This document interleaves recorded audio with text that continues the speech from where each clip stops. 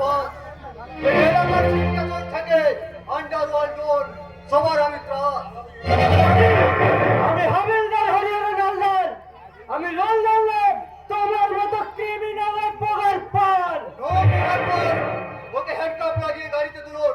না কিন্তু কেন স্যার, আমার স্বামী কি করেছে? তাহলে শুনুন ম্যাডাম, ওই ভদ্রলোক ভাবে যার গলায় আপনি বরমাল্য তুলে দিয়েছেন, সে ভদ্রতার মুখোশধারী এক ভয়ঙ্কর শয়তান। শয়তান? হ্যাঁ ম্যাডাম, আর আপনার আগে আরো 4টে মেয়েকে বিয়ের টোপ দেখিয়ে সে ফাঁসিয়েছে। না, কি বললেন আপনারা? তারপর তাদেরকে হোটেলে তুলে নিয়ে গিয়ে কয়েক রাত ফুর্তি করে বিদেশে বিক্রি করে দেয়। এবং আজকে আপনাকেও একটা হোটেলে নিয়ে গিয়ে কোন নারী বাজারে চক্রান্তের তুলে দেওয়ার প্ল্যান করেছিল। কিন্তু গোপন সূত্র মারফত আমরা খবর পেয়ে তাকে ধরতে এসেছি। মিথ্যে কথা বিশ্বাস করো শালুক, এরা আমার মিথ্যে ষড়যন্ত্র করে আমার সর্বনাশ করতে চাইছে। ধরা পড়লে সবাই এমন কথাই বলে কাঁদু। তারপর 2-4 ঘা পুলিশের ডান্ডা খেলে সব অপরাধ গড়বড় করে স্বীকার করে নেয়। হাবিলদার, হ্যান্ডকাপ লাগাও। না, চলে এসো জাদু সোনা। খবরদার! কি ভেবেছেন আপনারা? আমাদের ক্ষমতা পেলে আপনারা যা খুশি তাই করবেন।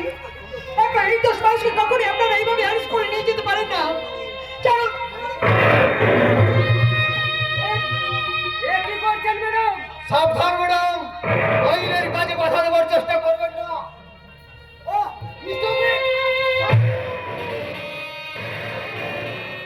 Let me finish. এই প্রকাশ্যে দিবালোকে সাধারণ জনগণের উপর ফাঁকি উর্দিধারী সরকারি গুন্ডাদের নির্মম গুন্ডামির খবর আজকে আমার পেপারে ফার্স্ট হেডলাইন। কি বললেন? থানায় বিচার চাইতে আসা নির্যাতিতার প্রতি আইন রক্ষকের অশ্লীল কটূক্তি আর নিরপরাধ কোন ব্যক্তিকে এই থানায় লোকাতে মেরে ফিটাই নয়। এই পুলিশের বেপরোয়া পুলিশের সন্ত্রাস যে আজ পথে ঘাটে অব্যাহত, এটাই তার জ্বলন্ত নিদর্শন। How are you? I am reporter Abir Sarna. Reporter? হ্যাঁ, আমি রিপোর্টার। আজকের এই রিপোর্ট যদি আমি দেশের জনগণের মাঝে ছড়িয়ে দিই, আর এই রিপোর্ট দেখে বিক্ষুব্ধ জনগণ যদি প্রতিবাদের সুর তোলে, আপনাদের থানা ঘেরাও করতে ছুটে আসে, তাহলে আপনাদের মতো পুলিশের দল এই পুলিশের থানার টেবিলের তলায় ফাইল চাপা দিয়ে মাথা বাঁচাতে চাইলেও আর রক্ষা পাবেন না। ভাই কি নির্মাল্য, আমি তো এতক্ষণ লক্ষ্যই করি। আরে তোর হাতে হ্যান্ডকাপ আর পুলিশের হাতে মার খেয়ে অজ্ঞান হয়ে পড়ে থাকা ওই ভদ্র মহিলাটা কে? আমার স্ত্রী আবির, আজই আমাদের বিয়ে হয়েছে আর এই অফিসার আমাকে বিনা দোষে অ্যারেস্ট করে নিয়ে যাচ্ছে। তুই তুই বিশ্বাস কর ভাই, আমি কোনো অপরাধ করিনি। সেটা তো আদালতে প্রমাণ হয়ে যাবে। হাবিলদার, ওকে নিয়ে চলো। চলো। হ্যাঁ, দাঁড়ান। এইভাবে যার তার উপর যা খুশি অপরাধের পরোয়ানা চাপিয়ে দিয়ে তাকে অ্যারেস্ট করা যায় না। ওকে যে আপনি অ্যারেস্ট করছেন, তার অ্যারেস্ট ওয়ারেন্ট কি আপনার কাছে আছে? তা আপনি কি ভেবেছেন রিপোর্টার? ঢাল তরবারহীন নিধিরাম সর্দার হয়ে আমি লড়াই নেমেছি। এই দেখুন ওর অ্যারেস্ট ওয়ারেন্ট। কি? ও মাই গড! কি দেখলি আমি? কি লেখা আছে ওতে? আই এম সরি নির্মাল্য, তোর অ্যারেস্ট হওয়াটা আমি আটকাতে পারলাম না ভাই। আবির, কয়েকটা দিনের জন্য হলেও তোকে জেলে যেতেই হবে। না! তোরে ভাবিস না নির্মাল্য, এই বন্ধু হয়ে আমি প্রমিস করছি, যত শীঘ্র সম্ভব আমি তোকে জেল থেকে জামিনে মুক্ত করে আনবই। কিন্তু যে কদিন আমি জেলে থাকবো, সেই কদিন আমার স্ত্রী চালকের কি হবে রে? আমি কেমন করি কার কাছে আমি আমার চালককে? নির্মাল্য, আমার একটা অনুরোধ রাখবি ভাই, বন্ধু হয়ে তোকে আমি হাত জোড় করে অনুরোধ করছি, যে কটা দিন আমি ওই জেলে থাকবো, সেই কটা দিন তুই আমার স্ত্রী চালককে তোর বাড়িতে থাকতে দিস ভাই। আমার এই অনুরোধটুকু রাখিস ভাই, আমার এই অনুরোধটুকু রাখিস। নির্মাল্য, বল বন্ধুত্বের দাবি আমি আমি তোকে ছুঁয়ে কথা দিচ্ছি, তুই ফিরে না আসা পর্যন্ত তোর স্ত্রীকে আমি যথাযোগ্য মর্যাদায় আশ্রয় দেবো। ঠিক আছে ঠিক আছে, এবার চলো। আর একটু সময় দিন স্যার, আমার স্ত্রী অজ্ঞান হয়ে মাটিতে পড়ে আছে, তার জ্ঞান ফেরা পর্যন্ত আমাকে একটু তার পাশে থাকতে দিন। যাওয়ার আগে অন্তত তার দুপুরটা চোখের জল আমায় দেখে দিতে দিন। ওসব ফালতু অভ্যাস করে কোনো লাভ নেই। এখন বলছো স্ত্রীর দুপুরে চোখের জল দেখে যেতে দিন, তারপর বলবেন আমার স্ত্রীর সাথে পুরো সজ্জাটা সেরে নিতে দিন। নিয়ে এসো ওকে। বিজয় আমি আমার শালুককে তুই দেখিস ভাই, আমার শালুককে তুই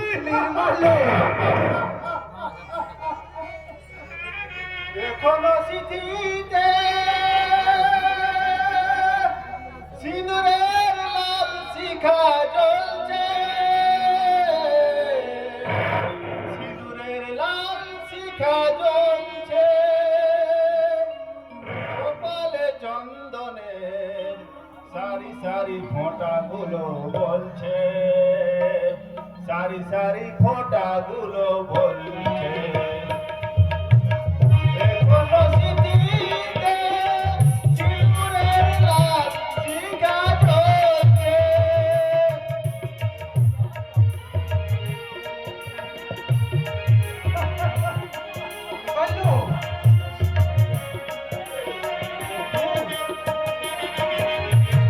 নববধূর গলায় তাজা ফুলের মালা এখনো শুকায়ে যায়নি। কোন পাপে ও ভাগী এমন হলো, সেই বাঁচন মেলেনি। নববধূর গলায় তাজা ফুলের মালা এখনো শুকায়ে যায়নি। কোন পাপে ও ভাগী এমন হলো, কি সেই বাঁচন মেলেনি। প্রতি ঘরে ঘরে কত যে নারী নীরব দহনে জ্বলছে, প্রতি ঘরে ঘরে কত যে নারী নীরব দহনে জ্বলছে। কপালে চন্দনে সারি সারি ফোঁটাগুলো বলছে, সারি সারি ফোঁটাগুলো বলছে। ও কবিতা এ তোমার কেমন বিচার, চারিদিকে হাহাকার চলছে, চারিদিকে হাহাকার চলছে।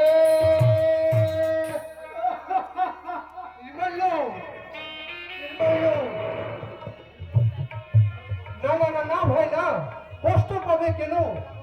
নির্মাল্য, আর তুই কোনো চিন্তা করিস না রে ভাই, আমি আমার কথা রাখবো। ওই তুই ফিরে না আসা পর্যন্ত তোর স্ত্রীকে আমি শালু, মিষ্টি নাম, কিন্তু শালুকের আর কে কে আছে তা তো জানা হলো না। আহারে, এমন সুন্দর সাজ করে চার আর স্বামীর ঘর আলু করার কথা, সে কিনা এই অসহায় এইভাবে মাটিতে পড়ে আছে।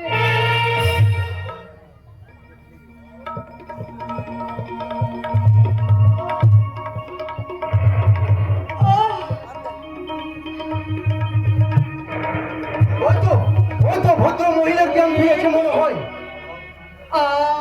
আমি আমি কোথায়? আমি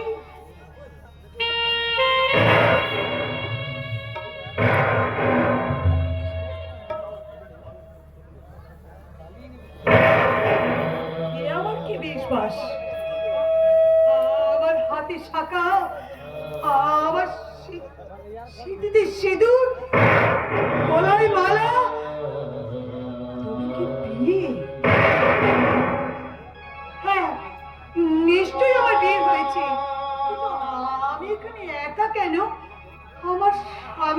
কোথায়? আমার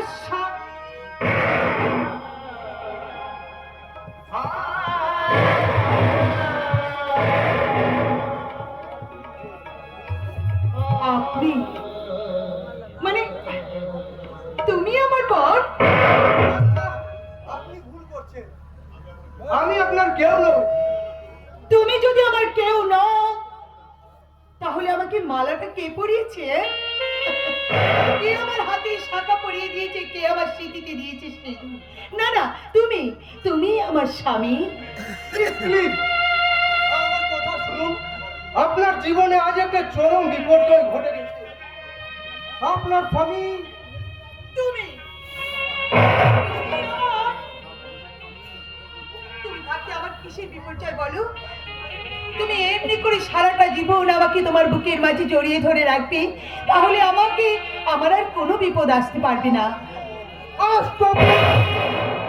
কারণ বলছি, একটা কথা মনে রাখবেন, আমি আপনার কেউ নই। তবু আপনি আমার বাড়িতে থাকবেন শুধুমাত্র আশ্রিতা হয়ে। কারণ আশ্রিতা হয়ে আমি বেঁচে থাকতে চাই না। তুমি যখন স্বামী হয়েও আমার স্বামী হতে চাইছো না, তখন আমি আর এভাবে বেঁচে থাকতে চাই না। আমি আমি আমার এই জীবনটা কিছুতেই রাখবো না। আমি নিজেকে শেষ করে ফেলবো। কি করছেন? কি করছেন? ছাড়ুন, বলছি, ছাড়ুন, ছাড়ুন, ছাড়ুন, ছাড়ুন, ছাড়ুন। ও ঈশ্বর, অপরাধ নিও না ঠাকুর। আমায় আমায় তুমি ক্ষমা করো দয়াময়, আমায় তুমি ক্ষমা করো।